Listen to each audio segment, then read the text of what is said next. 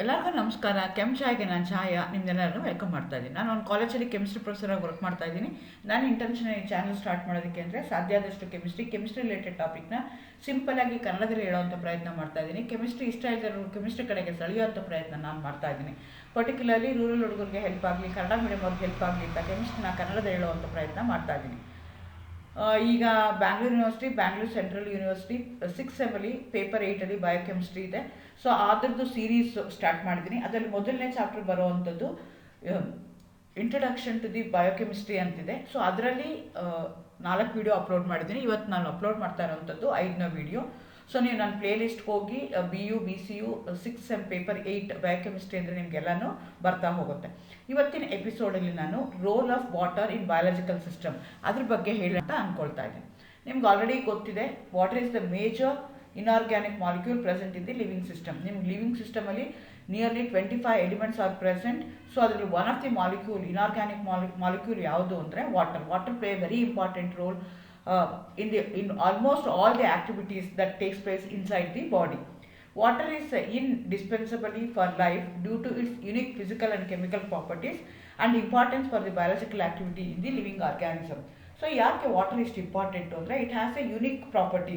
Physical property ಇರ್ಬೋದು, chemical property ಇರ್ಬೋದು, even biological activity ಇರ್ಬೋದು, ಅದೆಲ್ಲನೂ ಚೇಂಜ್ ಆಗಿದೆ. And also we are going to say that the evolution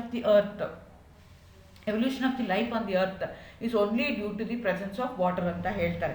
so ಬೇರೆ ಪ್ಲ್ಯಾನೆಟ್ಗಳಲ್ಲಿ, ಯಾವುದೇ ಪ್ಲ್ಯಾನೆಟ್ಗಳಲ್ಲೂ ಲಿವಿಂಗ್ ಆರ್ಗ್ಯಾನಿಸಮ್ ಇಲ್ಲ, ಓನ್ಲಿ ಅರ್ಥಲ್ಲಿ ಮಾತ್ರ ಇದ್ದಾರೆ. That is only presence of the water. So water play very important role in our day to day life. Womb to tomb ಅಂತ ಹೇಳ್ತಾರೆ. ಮಗು ಹುಟ್ಟೋದಕ್ಕೆ ಎಲ್ಲಿ ಅಂಕುರ ಆಗುತ್ತಲ್ಲ ಅಲ್ಲಿಂದ ಶುರುವಾಗಿ ಸಾಯೋ ತನಕ, ಸಾಯ್ಬೇಕಾದ್ರೂ ಗಂಗಾಜಲ ಬಿಡ್ತಾರೆ. ಸೊ ಅಂದರೆ that sentiment we have. Then ಅದಾದಮೇಲೆ ಸತ್ತ ಮೇಲೂ ಏನೇನು ಕಾರ್ಯಗಳೆಲ್ಲ ಮಾಡ್ತಾರೆ ಅದನ್ನು ನಾವು ನೀರೊಳಗಡೆ ಬರ್ತೀವಿ. So not only in biological activity, in our day to day life it going to act as a very important task ನಮಗೆ ಮಾಡ್ತಾ ಹೋಗುತ್ತೆ. ಸೊ ನಮ್ಮ ಬಾಡಿ ಒಳಗಡೆ ತೊಗೊಂಡ್ರೆ 60 to 70%, 72% ಅಂತ ಹೇಳ್ತಾರೆ. ಅಗೇನ್ ಇಟ್ ಡಿಪೆಂಡ್ಸ್ ಅಪಾನ್ ನೀವು ಸೆಕ್ಸ್, ಅದೇ ವುಮೆನ್ನ ಅಂತರ ಮೇಲೆ ಎಷ್ಟು ಏಜ್ ಆಗಿದೆ, ಸೊ ಅದ್ರ ಮೇಲೆ ಯಾವ ಪ್ಲೇಸಲ್ಲಿ ಇದ್ದೀರಾ, it depends on many factors. So 60 to 75% ನಮ್ಮದು ಬಾಡಿ ವೆಯ್ಟ್ ಎಷ್ಟಿರುತ್ತಲ್ಲ ಅದರಲ್ಲಿ 60 to 75% ವಾಟರೇ ಇರುತ್ತೆ ಅಂತ ಹೇಳ್ತಾರೆ. So 4% of the total body weight ಏನಾದರೂ ಲಾಸ್ ಆಯಿತು ಅಂದರೆ ಡಿಹೈಡ್ರೇಷನ್, ನಮಗೆ ಬಾಯಕ್ಕೆ ಶುರು ಆಗುತ್ತೆ. ಯಾವಾಗ ಅಂದರೆ 4% ನಮ್ಮ ಬಾಡಿ ಒಳಗಡೆ, ಈಗ ನನ್ನ ಬಾಡಿ ಒಳಗಡೆ 72 ಇರಬೇಕು, 72ಗಿನ 4% ಕಡಿಮೆ ಆಯಿತು ಅಂದರೆ ನನಗೆ ಬಾಯಕ್ಕೆ ಶುರು ಆಗುತ್ತೆ. 15% ಏನಾದರೂ ಆಯಿತು ಅಂದರೆ ನಾನು ತಲೆ ಸುತ್ತಿ ಬೀಳಬಹುದು. A person can survive a month without a food but would not survive 3 days without a water. So ಊಟ ಇಲ್ದಲೆ 3 ತಿಂಗಳು ಮನುಷ್ಯ ಬದುಕಿರ್ಬೋದು, 1 ತಿಂಗಳು ಮನುಷ್ಯ ಬದುಕಿರ್ಬೋದು ಅಂತ ಹೇಳ್ತಾರೆ. ಆದರೆ ನೀರಿಲ್ದಲೆ 3 ದಿವಸ ಅದರಲ್ಲೇ ಸತ್ತೋಗ್ತಾನೆ ಅಂತ ಹೇಳ್ತಾರೆ. This crucial independence of water broadly governs all the life forms. So ಹಾಗಾಗಿ water play very important role. So ಲಂಗ್ಸಲ್ಲಿ 90% ಇರುತ್ತೆ, ಬ್ಲಡ್ಡಲ್ಲಿ 82% ಇರುತ್ತೆ, ಸ್ಕಿನ್ನಲ್ಲಿ 80% ಇರುತ್ತೆ, ಮಸಲ್ಸಲ್ಲಿ 75% ಇರುತ್ತೆ, ಬ್ರೈನಲ್ಲಿ 70% ಇರುತ್ತೆ, ಬೋನ್ಸಲ್ಲಿ 22% ಇರುತ್ತೆ. ಸೊ ಎಲ್ಲ ಸೇರಿಕೊಂಡು ಈ ರೀತಿಯಾಗಿರುತ್ತೆ. ಹಾಗಾದರೆ ವಾಟರ್ ನಮ್ಗೆ ಏನು ಮಾಡುತ್ತೆ? ಸೊ ಈಚ್ ಆ್ಯಂಡ್ ಎವ್ರಿ ಪಾರ್ಟಲ್ಲಿ ನಮಗೆ water play very important role. ಡೈಜೆಷನ್ಗೆ ಹೆಲ್ಪ್ ಮಾಡುತ್ತೆ, ಸಲೈವಾ ಕೊಡೋದಕ್ಕೆ ಹೆಲ್ಪ್ ಮಾಡುತ್ತೆ. ಆಮೇಲೆ ಮೂಗೆಲ್ಲ ಮಾಯಿಸ್ಟ್ ಇಡೋದಕ್ಕೆ, ಮೂಗೇನಾಗುತ್ತೆ ಡ್ರೈ ಆಗಿಬಿಟ್ರೆ ಮೂಗು ಹೊರಗಡೆ ಇರುವಂಥದ್ದು ಮಸ್ಕಲ್ಸ್ ಅಂತ ಹೇಳ್ತಾರೆ, ಅದೇನಾದರೂ ಡ್ರೈ ಆಯಿತು ಅಂದರೆ ರಕ್ತ ಬರೋಕ್ಕೆ ಶುರು ಆಗುತ್ತೆ, ನಿಮಗೆ ತೊಂದರೆ ಆಗುತ್ತೆ. ಅದನ್ನು ಮಾಯಿಸ್ಟ್ ಇಡೋದಕ್ಕೆ ಇದು ಹೆಲ್ಪ್ ಮಾಡುತ್ತೆ. ಎಲ್ಲ ಬಾಡಿ ಸೆಲ್ಸು ಗ್ರೋ ಆಗೋಕ್ಕೆ, ರೀಪ್ರೊಡಕ್ಟಿವ್ ಮಾಡೋದಕ್ಕೆ, ಸರ್ವೈವ್ ಆಗೋಕ್ಕೆ ಇದು ಹೆಲ್ಪ್ ಮಾಡುತ್ತೆ. ಆಮೇಲೆ ಬಾಡಿನಲ್ಲಿ ಫ್ಲೆಶ್ ಯೂರಿನಿಂದ ಹೊರಗಡೆ ಹೋಗುತ್ತೆ, ಸೊ ಫ್ಲೆಶ್ ಮಾಡೋದಕ್ಕೆ ನನಗೆ ಹೆಲ್ಪ್ ಮಾಡುತ್ತೆ. ಆಮೇಲೆ ಜಾಯಿಂಟ್ಸ್ ಎಲ್ಲ ಲೂಬ್ರಿಕೇಟ್ ಮಾಡೋದಕ್ಕೆ, ಈಸಿಯಾಗಿ ನಾವು ಮೂವ್ ಮಾಡೋದಕ್ಕೆ ಅದು ಹೆಲ್ಪ್ ಮಾಡುತ್ತೆ. Water is a major component of most body parts. ಎಲ್ಲದರಲ್ಲೂ ಇದ್ದೇ ಇರುತ್ತೆ. ನಾನು ಹೇಳಿದೆ ಲಂಗ್ಸಲ್ಲಿ ಇರುತ್ತೆ, ಇದರಲ್ಲೆಲ್ಲ ಇರುತ್ತೆ ಅಂತ ಹೇಳಿದೆ, ಹಾಗಾಗಿ ಇರುತ್ತೆ. Needed for the brain to manufacture hormones and neurotransmitters. So ನಮಗೆ ಊಟ ಸರಿ ಇಲ್ದಿದ್ದಾಗ ಸರಿಯಾಗಿ ಕೆಲಸ ಮಾಡಲ್ಲ ಅಂತ ಹೇಳ್ತಾರೆ. ಯಾಕೆಂದರೆ again water also play very important role. So ನನಗೆ ಬ್ರೈನ್ಗೆ ಮೆಸೇಜ್ ಕಳಿಸ್ಬೇಕು ಅಂತಂದರೆ ನನಗೆ ಪ್ರಾಪರ್ ಅಮೌಂಟ್ ಆಫ್ ಫುಡ್ ಇರಬೇಕು, ಪ್ರಾಪರ್ ಅಮೌಂಟ್ ಆಫ್ ವಾಟರ್ ನನ್ನ ಬಾಡಿ ಒಳಗಡೆ ಇರಬೇಕಾಗತ್ತೆ. Regulates the body temperature, sweating and respiration ಮಾಡುತ್ತೆ. ಸೊ ತುಂಬ ಟೆಂಪ್ರೇಚರ್ ಜಾಸ್ತಿ ಆಗ್ತಾ ಇದೆ ಅಂದರೆ ನಾವು ಬೆವರು ರೂಪದಲ್ಲಿ ಏನಾಗುತ್ತೆ ಹೊರಗಡೆ ಬರೋಕ್ಕೆ ಶುರು ಆಗುತ್ತೆ. ಅಥವಾ ನಾವು ತುಂಬ ಫಿಸಿಕಲ್ ಎಕ್ಸಸೈಸ್ ಮಾಡಿದ್ರೆ ಉಸಿರು ಏದುಸಿರು ಬರೋಕ್ಕೆ ಶುರು ಆಗುತ್ತೆ. ಆ ರೀತಿಯಾಗಿ ರೆಗ್ಯುಲೇಟ್ಸ್ ದಿ ಬಾಡಿ ಟೆಂಪ್ರೇಚರ್ನ ರೆಗ್ಯುಲೇಟ್ ಮಾಡುತ್ತೆ. Act as a shock absorber for brain and the spinal cord. Converts the food into component needed for the survival. Digest ಮಾಡೋದಕ್ಕೆ ಹೆಲ್ಪ್ ಮಾಡುತ್ತೆ. Helps deliver the oxygen all over the body. ಇಷ್ಟೆಲ್ಲ ಕೆಲಸನೂ ನಮಗೆ water ಮಾಡುತ್ತೆ. ನಮ್ಮ water ಒಳಗಡೆ ಇರುವಂಥದ್ದು body. Water as a bent structure, ಇದು ಆಲ್ರೆಡಿ ಓದಿರ್ತೀರ. ಬೆಂಟ್ ಸ್ಟ್ರಕ್ಚರ್ ಇರುತ್ತೆ. ಬಾಂಡ್ ಆ್ಯಂಗಲ್ 104 ಡಿಗ್ರಿ 0.5 ಡಿಗ್ರಿ ಇರುತ್ತೆ. ಹೈ ಮೆಲ್ಟಿಂಗ್ ಪಾಯಿಂಟ್ ಇರುತ್ತೆ, 0 degree melting point. Boiling point 100 ಇದೆ. Heat of vaporization 2260 joules per gram ಇದೆ. So compared to other water molecules ಅಥವಾ other solvents ಅಂತ ನಾವು ಯಾವುದಕ್ಕೆ ಕನ್ಸಿಡರ್ ಮಾಡ್ತೀವಿ, ಅದಕ್ಕೆಲ್ಲ ಕಂಪೇರ್ ಮಾಡಿದ್ರೆ ಬಾಯ್ಲಿಂಗ್ ಪಾಯಿಂಟ್ ಜಾಸ್ತಿ ಇದೆ, ಮೆಲ್ಟಿಂಗ್ ಪಾಯಿಂಟ್ ಜಾಸ್ತಿ ಇದೆ, ಹೀಟ್ ಆಫ್ ವೇಪರೈಸೇಷನ್ನು ಜಾಸ್ತಿ ಇದೆ. ಯಾಕೆ ಇಷ್ಟೆಲ್ಲ ಆಗ್ತಾ ಇದೆ?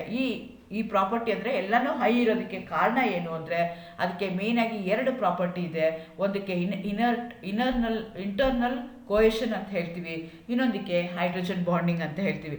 ಈ 2 ಪ್ರಾಪರ್ಟಿಯಿಂದ water going to play very important role in almost all biological activity. Cohesion also contributes to the water high boiling point, which helps animals to regulate the body temperature. ನಾನು ಮುಂಚೆನೇ ಹೇಳ್ದಂಗೆ ನನಗೆ ಸ್ವೆಟ್ ಆಗೋಕ್ಕೆ ಶುರು ಆಗುತ್ತೆ. ನನ್ನ ಬಾಡಿ ಟೆಂಪ್ರೇಚರ್, ನಾನು ಏನೋ ಫಿಸಿಕಲ್ ಆ್ಯಕ್ಟಿವಿಟಿ ಮಾಡ್ತಾ ಇದ್ದೀನಿ ಅಂತಂದರೆ ಬಾಡಿ ಒಳಗಡೆ ಟೆಂಪ್ರೇಚರ್ ಜಾಸ್ತಿ ಆದ ತಕ್ಷಣ ಅದನ್ನ ಬ್ಯಾಲೆನ್ಸ್ ಮಾಡೋಕ್ಕೆ in the form of sweat ಏನು ಮಾಡುತ್ತೆ, ಹೊರ ಬಿಡ್ತಾ ಹೋಗುತ್ತೆ. ಕೊಹೆಷನ್ ಅಂದರೆ ಏನು? ನಿಮಗೆ ಗೊತ್ತು, water molecules are made up of 2 hydrogens and 1 oxygen.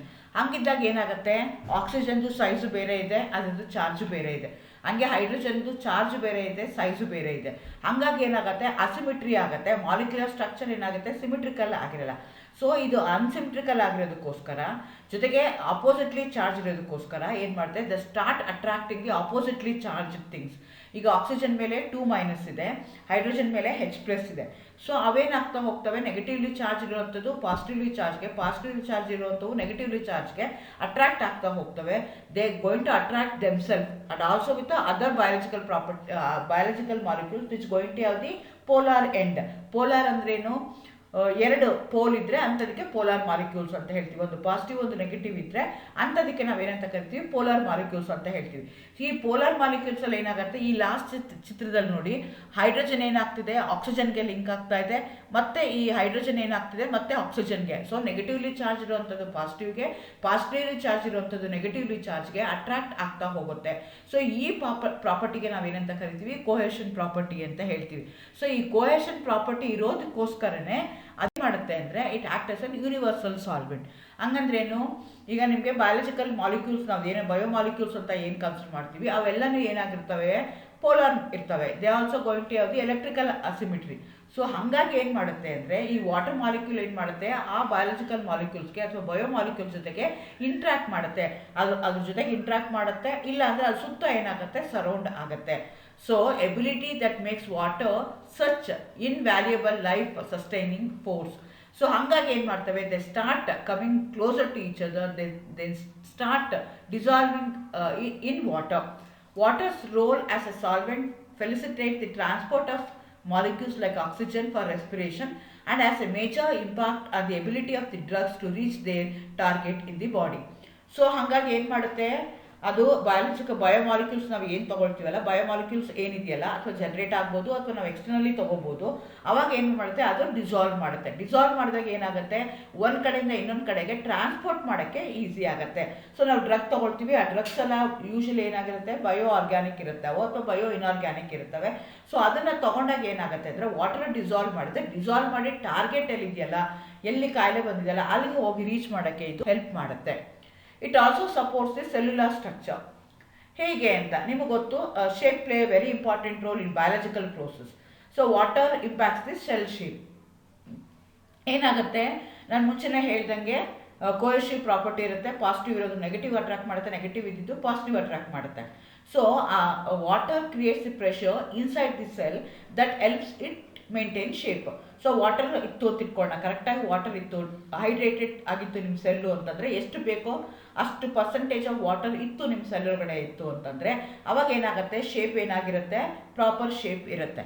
So ಆ ಶೇಪ್ ಏನಾದರೂ ಕಡಿಮೆ ಆಗುತ್ತೆ ಅಂತಂದರೆ that is because of the pressure. So pressure inside, ಈಗ ಹೈಡ್ರೇಟೆಡ್ ಸೆಲ್ಲಲ್ಲಿ ಏನಾಗ್ತಾ ಇದೆ, ಪ್ರೆಷರ್ ಇನ್ಸೈಡ್ ಏನಾಗ್ತಾ ಇದೆ, ಜಾಸ್ತಿ ಇದೆ compare to that of the outside. So ಅವಾಗ ಏನಾಗುತ್ತೆ, ಹೈಡ್ರೇಟೆಡ್ ಸೆಲ್ಲು ತನ್ನ ಶೇಪ್ನ ತಾನೇ ಇಟ್ಕೊಳ್ಳುತ್ತೆ. ಡಿಹೈಡ್ರೇಟಲ್ಲಿ ಏನಾಗುತ್ತೆ ಅಂದರೆ ಎಕ್ಸ್ಟರ್ನಲ್ ಪ್ರೆಷರು ಜಾಸ್ತಿ ಆಗಿದೆ, ಇಂಟರ್ನಲ್ ಪ್ರೆಷರು ಕಡಿಮೆ ಆಯಿತು. ಅವಾಗ ಏನಾಗುತ್ತೆ, ತನ್ನ ಶೇಪ್ನ ಏನು ಮಾಡುತ್ತೆ, ಅದು ಚೇಂಜ್ ಮಾಡ್ಕೊಂಡ್ಬಿಡುತ್ತೆ. ಶೇಪ್ ಚೇಂಜ್ ಆಯಿತು ಅಂದರೆ ಆಲ್ ಬಯಾಲಜಿಕಲ್ ಪ್ರೋಸೆಸ್ಸು, ಅದ್ರದ್ದು ಆ್ಯಕ್ಟಿವಿಟಿ ಇರ್ಬೋದು, ಅದು ಮಾಡೋ ಅಂಥದ್ದು ಇರ್ಬೋದು, ಅದೇನಾಗ್ತಾ ಹೋಗುತ್ತೆ, ಆಗ್ತಾ ಹೋಗುತ್ತೆ. ಹೇಗೆ ನಾನು ಹೇಳಿದೆ, hydrogen bonding also play very important role ಅಂತ. ನಿಮಗೆ ಗೊತ್ತು, ice floats on water. Because of this property all the aquatic animals even in the cold ಸೀಸನಲ್ಲಿ ಅವು ಸರ್ವೈವ್ ಆಗ್ತವೆ.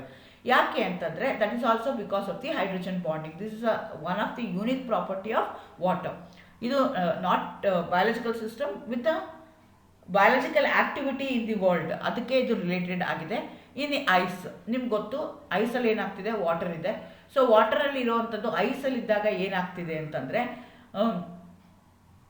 3D ನೆಟ್ವರ್ಕ್ ಫಾರ್ಮ್ ಆಗ್ತಾ ಇದೆ, ಓಪನ್ ಕೇಜ್ ಲೈಕ್ ಸ್ಟ್ರಕ್ಚರ್ ಆಗ್ತಾ ಇದೆ. ಈಗ ಏನಾಗ್ತಿದೆ, ಆಕ್ಸಿಜನ್ ಇದೆ, 2 ಹೈಡ್ರೋಜನ್ ಜೊತೆಗೆ ಲಿಂಕ್ ಆಗ್ತಿದೆ. ಆಕ್ಸಿಜನ್ ಏನು ಮಾಡ್ತಾ ಇದೆ, ಹೈಡ್ರೋಜನ್ಗೆ ಲಿಂಕ್ ಆಗ್ತಾ ಇದೆ, ಮತ್ತೆ ಆಕ್ಸಿಜನ್ಗೆ ಲಿಂಕ್ ಆಗ್ತಾ ಇದೆ. ಇಲ್ಲಿ ಏನಾಗ್ತಾ ಇದೆ ನೋಡ್ಕೋಬೇಕು, ಒಂದು ಹೈಡ್ರೋಜನ್ ಬಾಂಡಿಂಗ್ ಇದೆ, ಒಂದು ಕೋವಲೆಂಟ್ ಬಾಂಡಿಂಗ್ ಇದೆ. ಸೊ ಪ್ರತಿಯೊಂದು ಆಕ್ಸಿಜನ್ ಆಟಮ್ಗೆ ಏನಾಗ್ತಾ ಇದೆ, ಒಟ್ಟು 4 ಬಾಂಡ್ ಅಟ್ಯಾಚ್ ಆಗ್ತಾ ಇದೆ, ಟೆಟ್ರಾವೇಲೆನ್ಸಿ ಇದೆ. ಅದರಲ್ಲಿ 2 ಏನಾಗ್ತಿದೆ, ಹೈಡ್ರೋಜನ್ ಬಾಂಡಿಂಗ್ ಇದೆ, 2 ಕೋವಲೆಂಟ್ ಬಾಂಡಿಂಗ್ ಇದೆ. ಸೊ ಇದನ್ನು ಮೇಂಟೈನ್ ಮಾಡೋದಕ್ಕೆ, ಆ ಬಾಂಡ್ ಆ್ಯಂಗಲ್ನ ಮೇಂಟೈನ್ ಮಾಡ್ಕೊಳ್ಳೋಕ್ಕೆ, ಟೆಟ್ರಾವೇಲೆನ್ಸಿನ ಮೇಂಟೈನ್ ಮಾಡ್ಕೊಳ್ಳೋಕ್ಕೆ ಮಾಡ್ಕೊಳ್ಳೋಕೆ ಹೋದಾಗ ಏನಾಗುತ್ತೆ, ಮಧ್ಯದಲ್ಲಿ lot of space, vacant spaces ಇರುತ್ತೆ. ಸೊ ಆ ಸ್ಪೇಸ್ ಜಾಸ್ತಿ ಆದಂಗೆ ವಾಲ್ಯೂಮ್ ಏನಾಗ್ತಾ ಹೋಗುತ್ತೆ, ಜಾಸ್ತಿ ಆಗ್ತಾ ಹೋಗುತ್ತೆ. ನಿಮಗೆ ಗೊತ್ತು, density is nothing but mass per volume.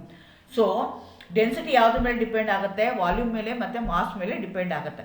So volume ಏನಾಗ್ತಾ ಇದೆ, ಐಸಲ್ಲಿ ಏನಾಗ್ತಿದೆ, ವಾಲ್ಯೂಮು ಜಾಸ್ತಿ ಆಗ್ತಾ ಇದೆ. ಯಾಕೆ ವಾಲ್ಯೂಮ್ ಜಾಸ್ತಿ ಆಗ್ತಾ ಇದೆ, ವೇಕೆಂಟ್ ಪ್ಲೇಸಸ್ ಜಾಸ್ತಿ ಆಗ್ತಾ ಇದೆ. ವೇಕೆಂಟ್ ಪ್ಲೇಸಸ್ ಇರೋದಕ್ಕೋಸ್ಕರ ವಾಲ್ಯೂಮ್ ಜಾಸ್ತಿ ಆಗುತ್ತೆ. ವಾಲ್ಯೂಮ್ ಜಾಸ್ತಿ ಆದಾಗ volume is inversely proportional to density ಆದಾಗ ಡೆನ್ಸಿಟಿ ಏನಾಗುತ್ತೆ, ಕಡಿಮೆ ಆಗುತ್ತೆ. ಹಾಗಾಗಿ ಏನಾಗುತ್ತೆ, ಐಸ್ ಫ್ಲೋಟ್ ಆನ್ ವಾಟರ್. ನಿಮಗೆ ಗೊತ್ತು, ಯಾವುದೇ ಒಂದು ಸಾಲಿಡ್ ಆದರೆ ಸಾಲಿಡ್ ಏನಾಗುತ್ತೆ, ಲಿಕ್ವಿಡ್ ಮೇಲೆ ಫ್ಲೋಟ್ ಆಗಬೇಕು. ಆದರೆ ಇಲ್ಲಿ ಏನಾಗ್ತಾ ಇದೆ, ಅದು ಈಚ್ ಆಗ್ತಾ ಇದೆ. Each oxygen atom is link to 2 hydrogen atom by covalent bond and other 2 by hydrogen bond. Ice changes to water. ಈಗ ಏನಾಗ್ತಾ ಇದೆ, ಹೀಟ್ ಮಾಡ್ತಾ ಇದ್ದೀವಿ ಅಂತ ಇಟ್ಕೊಳ್ಳೋಣ. ಅವಾಗ ಏನಾಗ್ತಿದೆ, ಹೀಟ್ ಮಾಡ್ತಾ ಹೋದಾಗ ಏನಾಗ್ತಿದೆ, ಹೈಡ್ರೋಜನ್ ಬಾಂಡು ಕ್ಲೀವ್ ಆಗ್ತಾ ಇದೆ. ಹೈಡ್ರೋಜನ್ ಬಾಂಡ್ ಕ್ಲೀವ್ ಆಗ್ತಾ ಇದ್ದಂಗೆ ಏನಾಗುತ್ತೆ, they come very close to each other. Volume ಏನಾಗ್ತಾ ಹೋಗುತ್ತೆ, ಕಡಿಮೆ ಆಗ್ತಾ ಹೋಗುತ್ತೆ. ವಾಲ್ಯೂಮ್ ಕಡಿಮೆ ಆಗ್ತಾ ಹೋದಂಗೆ ಏನಾಗುತ್ತೆ, ಡೆನ್ಸಿಟಿ ಜಾಸ್ತಿ ಆಗುತ್ತೆ. So without hydrogen bonding ice would have been sink to the bottom of the oceans and lakes. This would been lead to the death of aquatic life.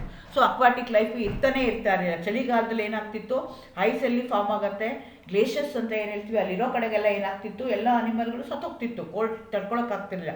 ಆದರೆ ಇಲ್ಲೇನಾಗುತ್ತೆ, ಐಸು ಮೇಲ್ಗಡೆ ಇರುತ್ತೆ, ಕೆಳಗಡೆ ಎಲ್ಲ ನೀರಾಗಿರುತ್ತೆ. ಹಾಗಾಗಿ aquatic animals even at the very cold ಸಿಚುಯೇಷನಲ್ಲಿ ಅವು survive ಆಗೋಕ್ಕೆ ಕಾರಣ ಆಗುತ್ತೆ. Again, most of our food also contains hydrogen bond. Proteins ಇರ್ಬೋದು, ಕಾರ್ಬೋಹೈಡ್ರೇಟ್ಸ್ ಇರ್ಬೋದು, ಇವು ಎಲ್ಲ ಬಯಾಲಜಿಕಲ್ ಪ್ರೋಸೆಸ್ಸೇನೆ. ಸೊ ಇಲ್ಲಿ ಹೈಡ್ರೋಜನ್ ಬಾಂಡಿಂಗ್ ಇರೋದಕ್ಕೋಸ್ಕರನೂ ಅವೇನಾಗ್ತವೆ, ಈಸಿಯಾಗಿ ಮೂವ್ ಆಗೋಕ್ಕೆ ಹೆಲ್ಪ್ ಮಾಡ್ಕೊಳ್ತವೆ. ಹನಿ ಮತ್ತು ಗ್ಲೂ ಏನಾಗುತ್ತೆ, ಸ್ಟಿಕ್ಕಿ ಅಂತ ಹೇಳ್ತೀವಿ. ಯಾಕೆ ಸ್ಟಿಕ್ಕಿ ಆಗ್ತವೆ ಅಂದರೆ, if the solid has a low surface energy than that is the given liquid surface tension, it will not stick, otherwise it will going to stick. So the bonding also depends upon the 2 surfaces ಮೇಲೆ. ಯಾವ ಥರ bonding ಮೇಲೂ ನಮಗೆ depend ಆಗ್ತಾ ಹೋಗುತ್ತೆ. Again hydrogen bonding structure ಮೇಲೂ ಅಥವಾ DNA ಮೇಲೂ ಇನ್ಫ್ಲೂಯೆನ್ಸ್ ಮಾಡುತ್ತೆ. ಹೇಗೆ ಅಂತಂದರೆ, hydrogen bonding also play very important role in determining the 3-dimensional structure adapted by protein and nucleic bases. ಹೇಗಾಗತ್ತೆ ಅಂತ, DNA ಇರ್ಬೋದು. DNA ಏನಾಗುತ್ತೆ, 2 ಸ್ಟ್ಯಾಂಡ್ಸ್ ಇರ್ತವೆ. ಆ 2 ಸ್ಟ್ಯಾಂಡ್ಸ್ ಮಧ್ಯದಲ್ಲಿ ಏನಾಗಿರುತ್ತೆ, ಹೈಡ್ರೋಜನ್ ಬಾಂಡಿಂಗ್ ಇರುತ್ತೆ. ಹಾಗಾಗಿ ಏನಾಗುತ್ತೆ, ಹೈಡ್ರೋಜನ್ ಬಾಂಡಿಂಗು ನೀಟಾಗಿ ನಿಂತ್ಕೊಳ್ಳೋಕೆ ಸಾಧ್ಯ ಆಗುತ್ತೆ. ಇಲ್ಲಾಂದರೆ ಆ ಕಾಂಪ್ಲಿಮೆಂಟರಿ ಸ್ಟ್ಯಾಂಡ್ ಏನಾಗ್ತಿತ್ತು, they would have come very close to each other. So ಹಾಗಾಗಿ there also it going to play very important role. In these molecules, the bonding between the parts of the same macromolecule cause it to fold into a specific shape, which help to determine the molecule's physiological and biological role. For example, the double helical structure of DNA is largely due to the hydrogen bonding between its base pairs, which link one complementary strand to the other and enable replication. DNA is an example where the hydrogen bonding play a very important role. DNA exists in 2 intertwined helicals. ತಾನೇ ಸುತ್ತಕೊಂಡಿರುವಂಥ ಹೆಲಿಕಲ್ಸ್ ಇರ್ತವೆ. 2 strands of the double helix are held together by means of hydrogen bond between the side chain bases. The side chain bases a functional group so arranged geometrically that they can fit to each other by means of hydrogen bonding. ಆ ಥರ ಪ್ರೋಟೀನ್ಸ್ನ ನೀವು consider ಮಾಡಿಕೊಂಡ್ರೆ these are large molecules containing polypeptides. So ಆ polypeptide chain ಏನಾಗಿರುತ್ತೆ decided by hydrogen bonding. ಯಾವ ಥರ ಇದೆ, ಅದರ ಟ್ವಿಸ್ಟ್ ಹೇಗಾಗುತ್ತೆ, ಫೋಲ್ಡ್ ಹೇಗಾಗುತ್ತೆ. ಸೊ ನೀವು ಸ್ಟ್ರಕ್ಚರ್ಸ್ ಆಫ್ ದಿ ಪ್ರೋಟೀನ್ಸ್ ಓದ್ತೀರಾ, ಅದರಲ್ಲಿ primary structure, secondary structure, tertiary structure, quaternary structure ಅಂತ ಹೇಳ್ತೀರಾ. ಸೊ ಅದೆಲ್ಲ ಇನ್ ಡೀಟೇಲ್ ಆಗಿ ಓದ್ತೀರಾ. ಆಸ್ ಎ ನೀವು ಪ್ರೋಟೀನ್ಸ್ನ ಓದೋಕ್ಕೆ ಶುರು ಮಾಡಿದಾಗ ಅಲ್ಲಿ ನೀವು ಇದನ್ನು ಓದ್ತೀರಾ. ಅದೇ ಥರ ಈಗ ನೀವು ಬೇಸಸ್ ಓದ್ಬೋದು, DNA ಓದ್ಬೋದು. ಅಲ್ಲೆಲ್ಲ how it going to hydrogen bonding play very important role. In turn how water play very important role in all the biological roles ಅನ್ನೋದನ್ನು ನೀವು ಓದ್ತಾ ಹೋಗ್ತೀರಾ. ನಾನಿಲ್ಲಿ ಏನು ಮಾಡಿದ್ದೀನಿ, ಜಸ್ಟ್ ಅಲ್ಲಲ್ಲಿ ಗ್ಲಿಮ್ಸಸ್ ಅಷ್ಟೇ ಕೊಟ್ಟಿದ್ದೀನಿ. How water is useful in all the biological activity ಅಂತ ನಾನಿಲ್ಲಿ ಹೇಳಿದ್ದೀನಿ. All the best. Thank you. Good luck.